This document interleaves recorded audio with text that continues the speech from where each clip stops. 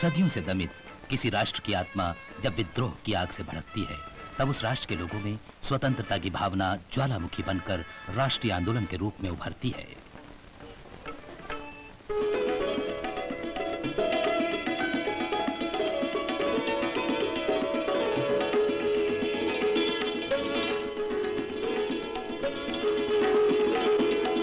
प्राचीन समय से ही भारत के द्वार सभी सभ्यताओं के लिए खुले रहे हैं, पर फिर भी भारत की पहचान और मूल एकता बरकरार रही है। जैसा कि जवाहरलाल नेहरू ने कहा है, भारत का बीता हुआ कल अपनी तमाम सांस्कृतिक विविधताओं और महानता के कारण सभी भारतीयों, हिंदू, मुस्लिम, सिख, ईसाई और अन्यों के लिए एक समान विरासत का आधार रहा है।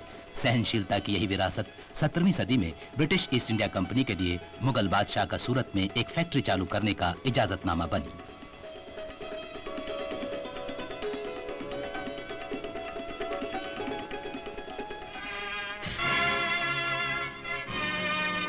सोलह 1690 तक अंग्रेजों ने भारत के कई क्षेत्रों में अपने पैर जमा लिए थे और उनका व्यापार चारों ओर फैल चुका था।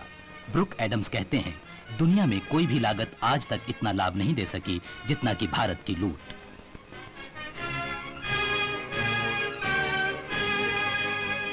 इन फौजी अड्डों से अंग्रेजों ने बलपूर्वक भारत में चारों ओर फैलना शुरू कर दिया और 19वीं शताब्दी के मध्य तक भारत के 3/5 हिस्से को अपने अधीन कर लिया। अंग्रेजों ने भारत के कई राज्यों के शासकों को मनमानी संधियों द्वारा प्रभावहीन कर दिया। उन्होंने छल युक्त गोद लेने का सिद्धांत प्रारंभ किया। जब भी कोई शासक अपने वास्तविक उत्तराधिकारी के बिना मर जाता तो उसका राज्य अंग्रेजों द्वारा हड़प लिया जाता। इस हड़प नीति के अंतर्गत उन्होंने सतारा, झांसी, नागपुर और कई अन्य रियासतों को अपने में मिला लिया।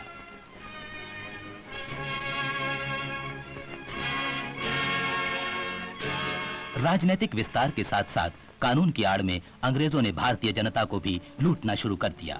लूट शब्द अंग्रेजी शब्दकोश का हिस्सा बन गया। जल्द ही भारतीय उद्योगों का विनाश कर दिया गया। जिन भारतीय कारीगरों की वस्तुएं दुनिया भर में सराही जाती थीं, वही अब अपनी जीविका के साधन खोने लगे। जवाहरलाल नेहरू के अनुसार अंग्रेजों की नीति जानबूझकर भारतीय समाज के आर्थिक ढांचे को छिन्न भिन्न करने की थी। कारीगरों को मजबूरन गांव में आसरा लेना पड़ा। लॉर्ड बेंटिंग के शब्दों में, अर्थशास्त्र के इतिहास में ऐसी दुर्गति की तुलना मुश्किल से ही मिलती है। बुनकरों की दुर्गत से भारत भूमि अपना रंग रूप खोने लगी।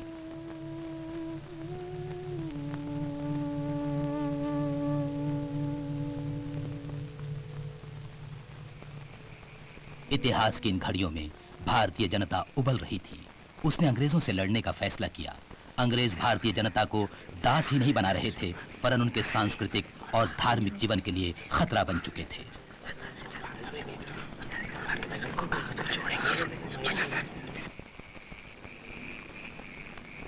रोटी का उपयोग गुप्त संदेशों को जनता तक पहुंचाने और असंतोष को भड़काने में किया गया, ताकि क्रांति की आधारशिला रखी जा सके।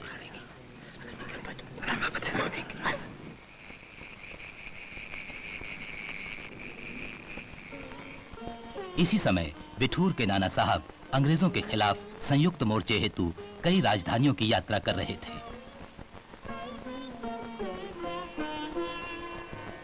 सन 1857 में अंग्रेजों ने जानवरों की चर्बी से बने कारतूस बनाए। उन्हें बंदूकों में भरने से पहले मुंह से काटना पड़ता था। सिपाहियों को यह नहीं बताया गया कि किस जानवर की चर्बी है। उनमें से कईयों ने धार्मिक भावनाओं के अंतर्गत कारतूस लेने से इनकार कर दिया। कलकत्ता के पास बैरकपुर में ठहरी 19वीं रेजिमेंट ने जब कारतूस लेने से इनकार कर दिया तो उसे भंग कर दिया गया। सिपाहियों ने अंग्रेजों की इस मनमानी का विद्रोह किया। अंग्रेजी सैनिक रिकॉर्डों के अनुसार 29 मार्च 1857 को मंगल पांडे नामक सिपाही, जो 34वीं रेजिमेंट में 7 साल से सेवारत था, ने क्वार्टर गार्ड के निकट अपने साथियों से अंग्रेजी आदेशों को न मानने का आग्रह किया। ये हमें चर्बी लगी हुई कारतूस दे रहे हैं। जब हिंदू पूछता है तो कहते हैं गाय की चर्बी नहीं है। जब हमारे मुसलमान भाई पूछते हैं, ये कहते हैं स्वर की चर्बी नहीं है। मैं पूछता हूं, आखिर किसकी चर्बी है? ये फिरंगी हम लोगों में फूट डालना चाहते हैं, हमारे धर्म और तहजीब को नष्ट करना चाहते हैं। एक अंग्रेज सार्जेंट मेजर उस जगह पहुंचा। उसने मंगल पांडे को रोका और ड्यूटी पर तैनात ईश्वरी पांडे नामक अधिकारी को उसे गिरफ्तार कर लेने का आदेश दिया। आदेश मानने से इनकार कर दिया गया। मंगल पांडे ने कहा, आपके साहस के आगे अंग्रेज अपना धीरज खो चुके हैं और उन पर वार करने का यही समय है। और इनको निकालें। निकलो भाइयों, हमारे साथ इनको निकालने के लिए। एक ब्रिटिश लेफ्टिनेंट अपने घोड़े पर तेजी से आगे बढ़ा। मंगल पांडे ने घोड़े पर गोली चला दी। रेजिमेंट के कर्नल ने मंगल पांडे की गिरफ्तारी के आदेश जारी कर दिए।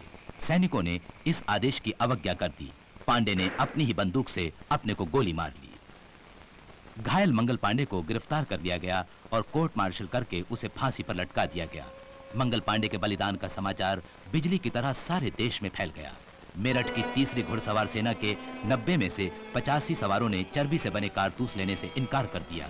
उनके हथियार छीनकर उन्हें जेल भेज दिया गया।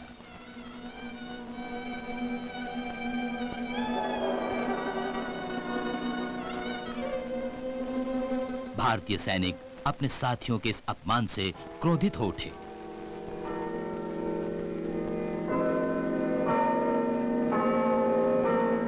दस मई इतवार को अंग्रेज सैनिक और अधिकारी जब चर्च में प्रार्थना कर रहे थे, तीसरी घुड़सवार सेना के सिपाहियों ने पहरेदारों से हथियार छीनकर अपने साथियों को छुड़ाने के लिए जेल पर हमला कर दिया।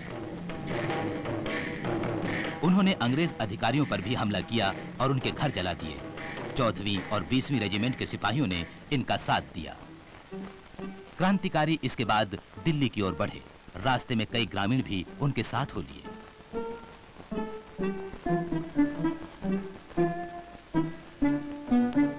11 मई 1857 को वे दिल्ली के लाल किले पहुंचे। अंतिम मुगल बादशाह बहादुर शाह जफर को भारत का सम्राट घोषित किया गया। मेरे हिंदू और मुसलमान भाइयों, आज हमने जो एक दूसरे का हाथ थामा है वो हमारे फर्ज का तकाजा है। मेरी दिली ख्वाहिश है कि फिरंगियों को हिंदुस्तान से बाहर निकाल दिया जाए, चाहे इसके लिए हमें कितनी ही कीमत क्यों न अदा करनी पड़े। ये बात न भूलो कि परवरदिगार की नेमतों में सबसे बड़ी नेमत आजादी है, आजादी। इस फरमान को सुनकर मेरठ और कई अन्य स्थानों से सिपाही दिल्ली में जमा होने लगे। भारतीय सिपाहियों के दिल्ली में जमा होने से अंग्रेजों की साख को गहरा धक्का लगा। बलवे का यह समाचार जंगली आग की तरह चारों ओर फैल गया। ब्रिटिश शासन एक तरह से पंगु हो गया।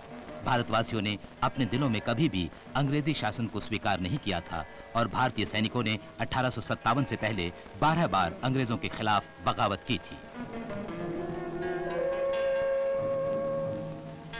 अंग्रेज अधिकारियों ने हुक्म जारी किए कि जो कोई भी इस बगावत से जुड़ा होगा उससे अपराधियों की तरह व्यवहार किया जाएगा, उसे उम्र भर के लिए काले पैनी भेज दिया जाएगा।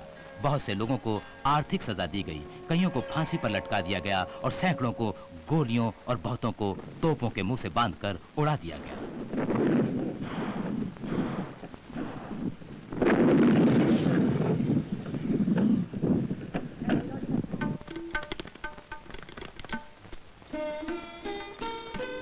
ये लखनऊ रेसिडेंसी के खंडहर हैं। एक जमाने में यही रेसिडेंसी अवध के नवाब वाजिद अली शाह को सन 1856 में हटाने के बाद अंग्रेजों की ताकत का प्रतीक थी।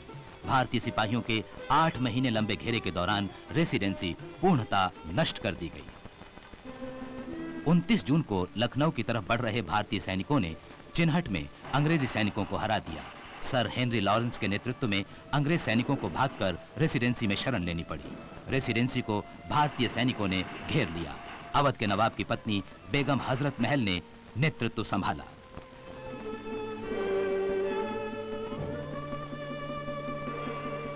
अपनी जान की परवाह किए बिना बेगम सिपाहियों के साथ कंधे से कंधा मिलाकर लड़ी।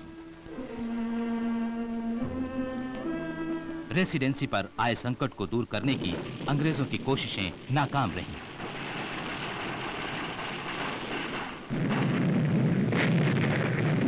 अंग्रेजों को भारी क्षति उठानी पड़ी। सर हेनरी लॉरेंस ऐसे ही एक हमले में मारे गए। मार्च 1858 में अंग्रेजों ने लखनऊ को फिर दानापुर में भारतीय सैनिकों ने बगावत कर दी। जगदीशपुर के कुंवर सिंह के नेतृत्व में उन्होंने आरा पर कब्जा कर लिया। इस इमारत में कुंवर सिंह ने अपना शासन तंत्र स्थापित किया। भारी हथियारों से लैस अंग्रेज सेना ने जब हमला किया तो भारतीय सैनिक पीछे हटने से पहले बड़ी वीरता से लड़े। बाद में कुंवर सिंह ने कर्नल मिलमैन के सैनिकों को हराकर आजमगढ़ पर कब्जा कर लिया।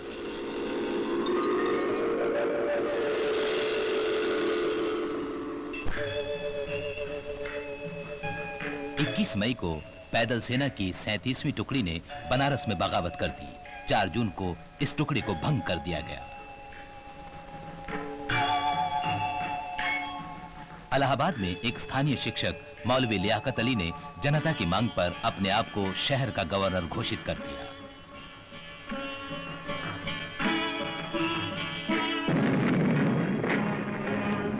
इधर कर्नल नील की रेजिमेंट ने इलाहाबाद और बनारस में भारतीय स्वतंत्रता सेनानियों को गोलियों से भूनना और फांसी पर लटकाना शुरू कर दिया। थोड़े ही दिनों में शहर और गांव वीरान हो गए।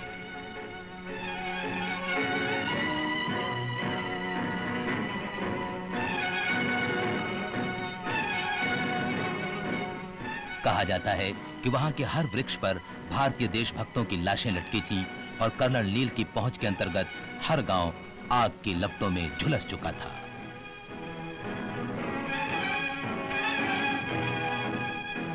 कानपुर में पैदल सेना की पहली और 56वीं सैनिक टुकड़ियों ने अंग्रेजों के खिलाफ हथियार उठा लिए।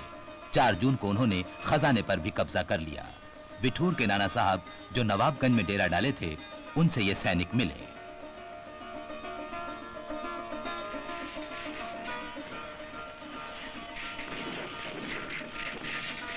भारतीय सैनिक टुकड़ियों ने नाना साहब और उनके सेनापति तात्या टोपे के नेतृत्व में कानपुर की तरफ आगे बढ़ना शुरू कर दिया। अंग्रेज फौजें सुरक्षित स्थानों की तरफ पीछे हट गईं। नाना साहब की फौजों ने घेरा डाल दिया जो 20 दिन तक रहा। 25 जून को नाना साहब के सलाहकार अजीमुल्ला खान घिरे हुए अंग्रेजों के पास प्रस्ताव लेकर गए कि अगर अंग्रेज फौजें समर्पण कर देती हैं तो उन्हें सुरक्षित इलाहाबाद जाने दिया जाएगा। व्हीलर की फौजों ने दूसरे ही दिन समर्पण कर दिया। अंग्रेज सैनिक और उनके परिवार 40 नावों पर सवार हो गए। भारतीय नाविक उन्हें नावों पर चढ़ाकर जब किनारे लौट रहे थे तो किसी भ्रांति के कारण अंग्रेजों ने उन पर गोलियां बरसाना शुरू कर दी। परिणाम स्वरूप वे सभी नावें तहस नहस कर दी गईं।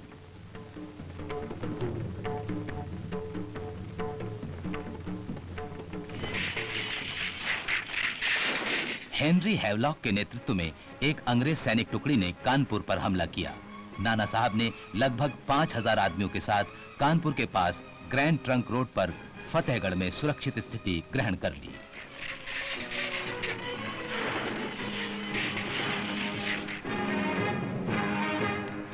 जब हैवलॉक ने कानपुर को पुनः जीत लिया तो तात्या टोपे इस हार को चुपचाप सहन न कर सके। उन्होंने ग्वालियर में सैनिक एकत्रित किए और 28 नवंबर को कानपुर की ओर प्रस्थान किया और शहर को फिर से जीत लिया।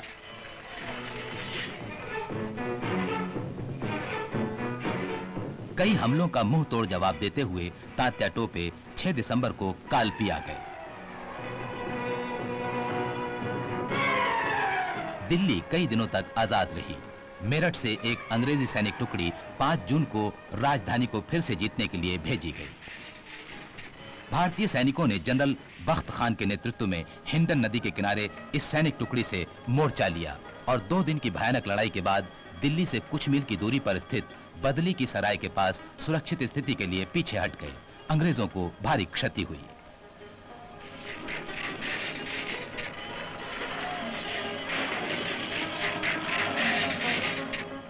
कुछ दिनों तक लंबी खामोशी रही। अंग्रेजों को डाक तार की सुविधाएं प्राप्त थीं। यही वजह थी कि उनकी सैनिक टुकड़ियां तेजी से आगे पीछे बढ़ रही थीं। उन्हें ब्रिटेन से भी सहायता प्राप्त हो गई। इसी बीच पंजाब और उसके आसपास के इलाके कुमुक पहुंच गए। ब्रिटिश फौजों ने पूरी ताकत के साथ 4 सितंबर को दिल्ली पर हमला बोल दिया।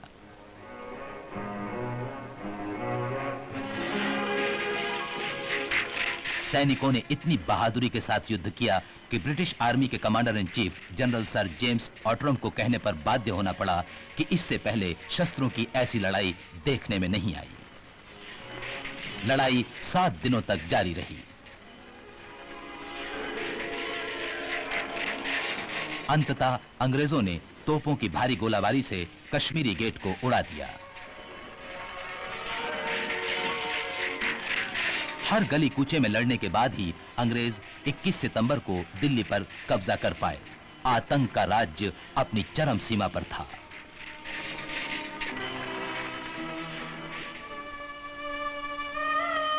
मेजर हडसन के वादा करने पर कि बहादुर शाह जफर के परिवार को कोई नुकसान नहीं पहुंचाया जाएगा, वो अपने छुपे हुए स्थान हुमायूं के मकबरे से बाहर आ गए और समर्पण कर दिया। हडसन ने उनके 2 पुत्रों और एक नाती को गिरफ्तार कर लिया और स्वयं बड़ी बेरहमी से उन्हें गोलियों से भून दिया। हडसन ने जब प्रताड़ित बादशाह से पूछा, आपने अपने आंसू पोंछ लिए? तो उन्होंने जवाब दिया, हडसन, बादशाह आंसू नहीं बहाया करते। बहादुर शाह जफर को रंगून भेज दिया गया। उन्होंने अपनी जिंदगी के आखिरी दिन अपने देश की आजादी के लिए दुआओं में गुजारे। मृत्यु के पहले उनके भीतर का शायर क्रंदन कर उठा, नसीब जफर दफन के लिए 2 गज जमीन भी न मिली कुए यार में।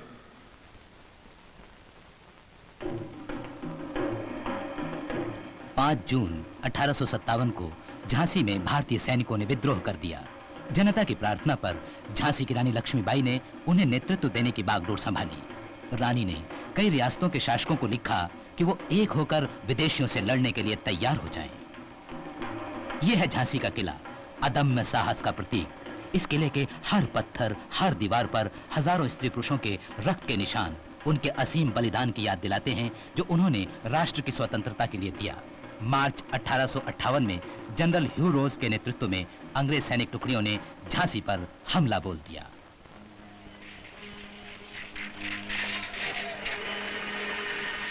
रानी लक्ष्मीबाई के नेतृत्व में उनके सैनिकों ने अंग्रेजों को अपनी बहादुरी से रोके रखा। ये तोपें गौस खान के हाथों तले कभी आग उगलना न भूली। यहां तक महिलाओं ने भी इसमें बढ़ चढ़कर हिस्सा लिया। 4 अप्रैल 1858 को जब स्थिति गंभीर हो गई तो रानी लक्ष्मीबाई के सैनिकों ने उनसे झांसी छोड़ देने का आग्रह किया। रानी ने इस द्वार से झांसी छोड़ी और तात्या टोपे, बांदा के नवाब राव साहेब और अन्य स्वतंत्रता सेनानियों से कालपी में जा मिली।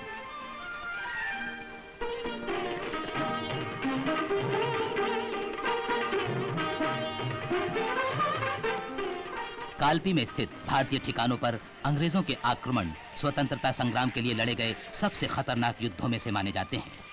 अंग्रेज सैनिकों का इन लड़ाइयों में काफी जानमाल का नुकसान हुआ। झांसी की रानी और तात्या टोपे के नेतृत्व का अद्वितीय रूप सामने आया।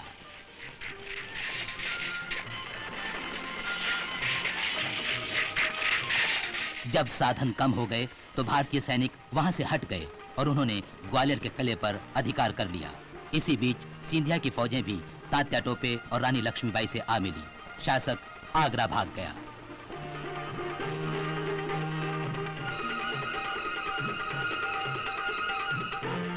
जब अंग्रेज फौजों ने शहर की तरफ प्रस्थान किया तो झांसी की रानी ने कोटा की सराय के पास उनका बड़ी बहादुरी से मुकाबला किया। रानी लक्ष्मीबाई राष्ट्र की स्वतंत्रता के लिए लड़ती हुई 17 जून 1858 को शहीद हो गईं। जनरल ह्यू रोज ने इन शब्दों से रानी को श्रद्धांजलि भेंट की। विद्रोहियों में रानी सर्वश्रेष्ठ और बहादुरतम सैनिक नेता थीं।